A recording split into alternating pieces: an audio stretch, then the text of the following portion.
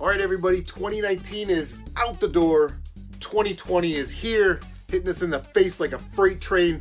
Let's just do the damn thing. Channel update video. Here we go.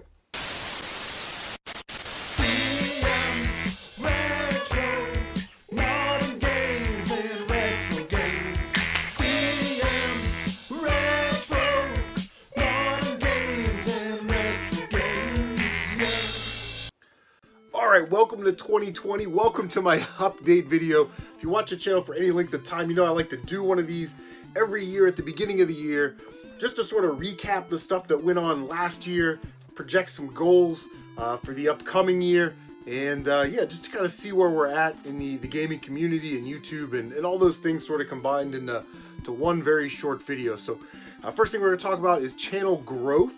We went from 3,488 subs to 4,130 subs, so we're up about 650 subs. So those of you that have been on for the last year, I appreciate all the support and welcome.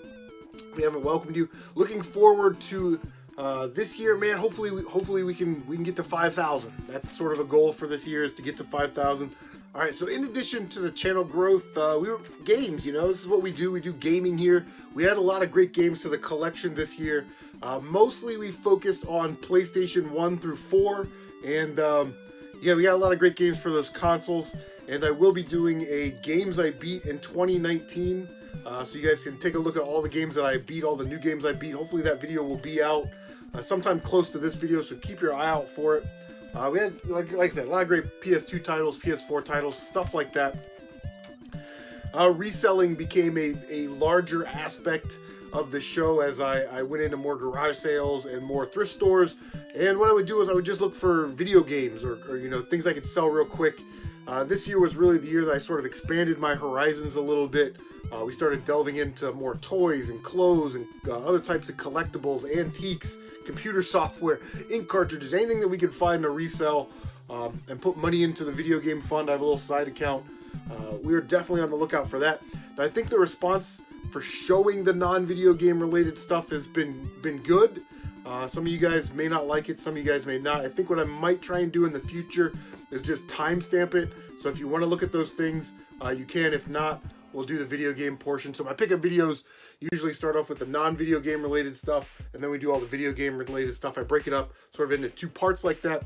So I think I'll start time stamping it after the video that I already shot and edited today. So the next pickup video won't be like that. But yeah, that's sort of how the channel's grown over the last year. And like I said, 650 subs is awesome. So thank you to everybody that supports the channel. All right, second thing that I want to talk about is sort of where I'm at personally in this sort of gaming, collecting, YouTube journey. I'm getting older, and as you get older, your priorities change. And what I mean by that is, yeah, I like the aspect of hunting, and I like the aspect of selling, but some of this stuff I have, I never use, and I can't really wait for a video game. If you're looking at it from a financial aspect, which I try not to, but if the video game market crashed tomorrow at 41 years old, I'm not going to wait another 25 or 30 years for the game prices to go back up. So I don't want to sell all of my collection, but there are certainly parts of my collection that I never utilize, and we can definitely sell them, make some cash, put it away in the bank, which I think is a smarter play. So like my Xbox stuff, my Game Boy Advance stuff, GameCube stuff, and pretty much all of my Sega stuff, I'll be looking to move, either trade it for PS4 stuff, or I'm sorry, PlayStation stuff that I would rather have, or just put cash in the bank, man. You can't go wrong with cash in the bank, especially now the game prices are high. So with that said, my sort of goal is to stop buying games, and I want to sort of touch on this for a second. Like, The Last of Us 2 is coming out. I've been waiting for this game for like 4 years. I've already paid for it, so I guess technically I'm not going to buy it in 2020. If there's a box of Nintendo games that I can use and resell and make my money back, I'll definitely do that. But what I'm really talking about is going into GameStop and doing those impulse buys, right? Like, oh, hey, I want this game, and you know, this game's on sale, and that game, and this is in the clearance bin. And then by the time you walk out there, you spend like 60, 70 bucks. Or this past year, I actually did it, and I had some buyer's remorse about it. I spent $140 at VGMX, and I got like Ikaruga, Chaos Field, and 3 of the Dot Hack games for PS2, and I think maybe something else. And I got great value on those games, but you know how many of those games I've played since I've bought them? 1. I played Ikaruga for like 25 minutes. So, again, it's GameCube stuff I'll be looking to get rid of, but those are those types of impulse purchases that I really want to just cut out this next year, and I want to appreciate the games that I have. I have so many games in this game room that I never play, and we all sit there as collectors and gamers and say, oh, it's in the backlog. It's in, you know, I'll get to it. And we never get to it, and it just ends up sitting here. So this is sort of that year where I want to calm down on the buying. You know, if they make a Hydro Thunder collection or a Siphon Filter collection or something like that, I'm definitely down. And like I said, Last of Us 2 is already purchased, but yeah, we gotta slow down on the buying. What else do we got? Oh yeah, if it's dirt cheap, you know what I mean? If somebody's selling Nintendo games for $1, we'll just pick those up because they're easy resales.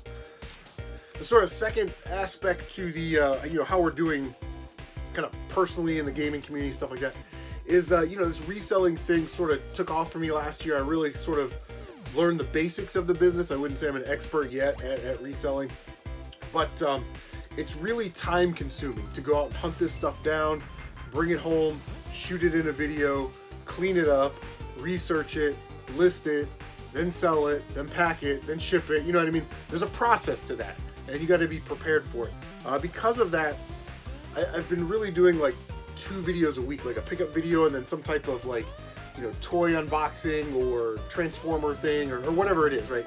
So I really want to sort of make less of those type of videos. I want to make less pickup videos, maybe have 1 pickup video a month, maybe 2, and I really only want to show off, you know, if I buy a huge box of PlayStation stuff or Nintendo stuff. But on the flip side of that coin, my schedule is going to change at work, so I'm actually going to be off Fridays, Saturdays, and Sundays, which are perfect nights to do live streams. But here's been the problem with our live streams in the past. They're not really content driven, right? Like we don't really have like specific things that we do on the live stream. It's just everybody show up and kind of hang out. And they're not scheduled very well, meaning I may do it like on a Monday and then 2 weeks from now I'll do it on a Thursday. So I wrote down here that I want to make you know, my gameplay more consistent, and then we use StreamYard to do hangouts and stuff.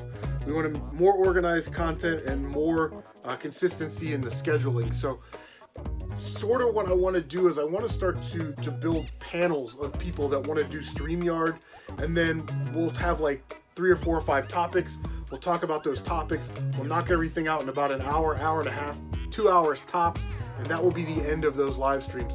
In the old Google Hangout days, we would stay online for 8 hours and get hammered drunk and talk about, you know, whatever it is that we were talking about, sports teams or whatever. So, but I don't want to make the format like that. I sort of want to make it, like I said, more structured, more organized. So if any of you guys have any ideas, you want to participate in that, you know, let me know down in the comment section down below, and we'll try and figure out a way to do that. All right, so the third thing that I sort of noticed this year, and maybe it's just me, maybe it's just on my end of the, you know, the community here where I'm positioned with everything, but I sort of started to notice a fracturing of the community, and this started, you know, later 2018 into 2019. The first thing that sort of upset me, and I wanted to make a video about it, but I figured that it would be an emotional video, and that's probably not something that you want to do. And it was like people giving backlash for other people promoting positivity.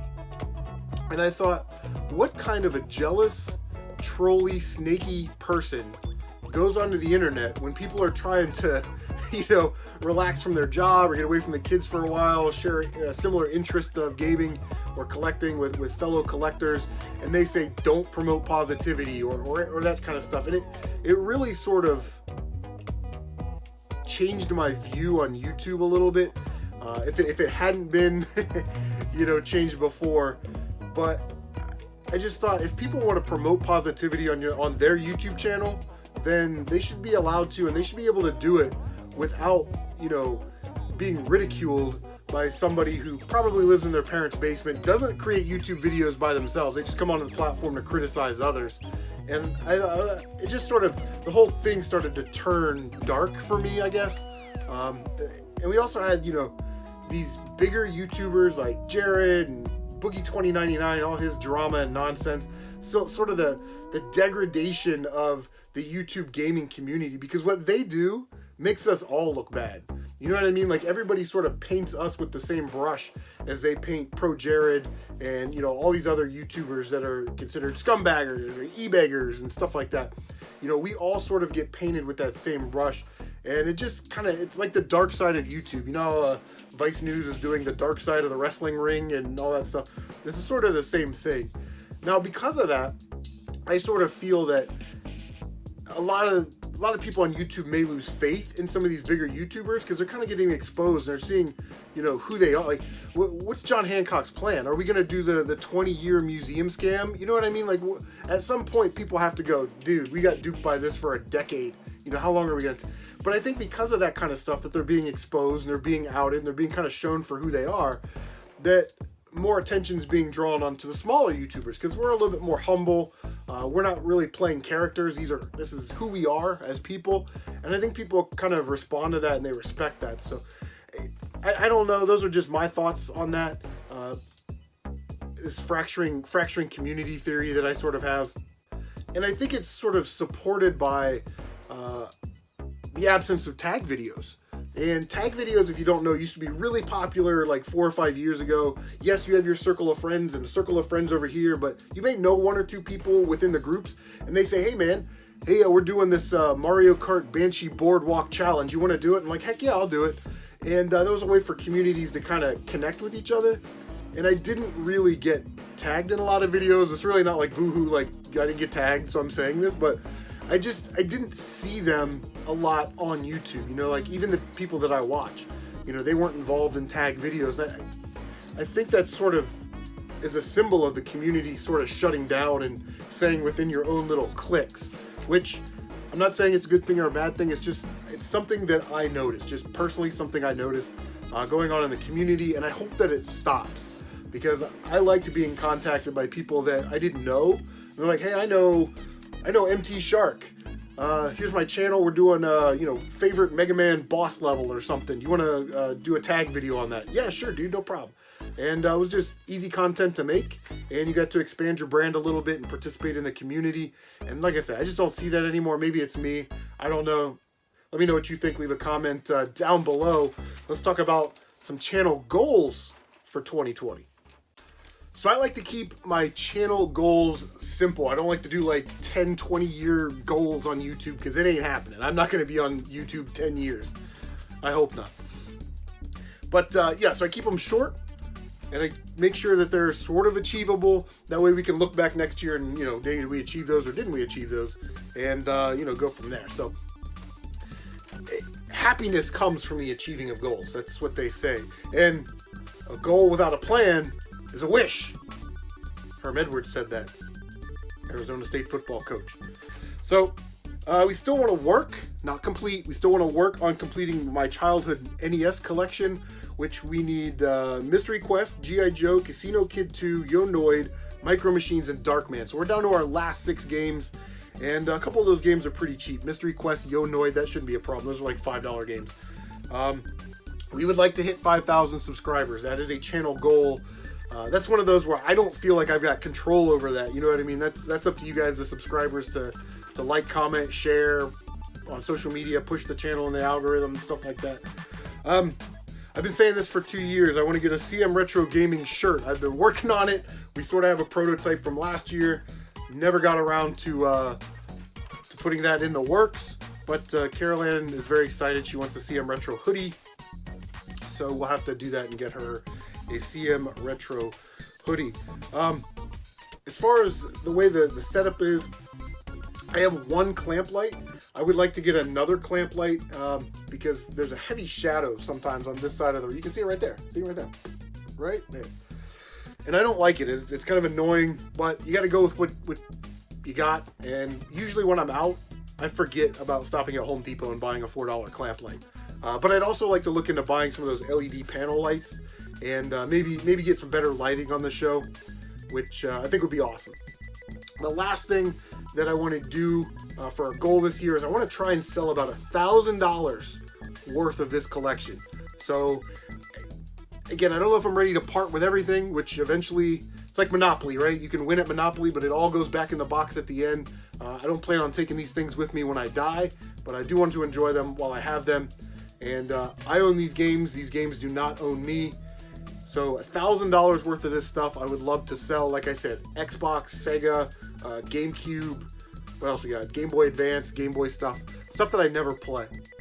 I would like to get rid of and just put money in the bank, man. You can't, like I said, you can't go wrong with money in the bank. So those are my channel goals for 2020. Well, guys, that is going to do it for my 2020 channel update video. I cannot believe it is 2020. I was born in 1978, so I feel old as hell right now. Leave a comment down below. Let me know what some of your gaming goals are for this year. What you thought about this video. If you want to buy $1,000 worth of games, hit me up. And as always, take care of yourselves, and we will see you on the next one.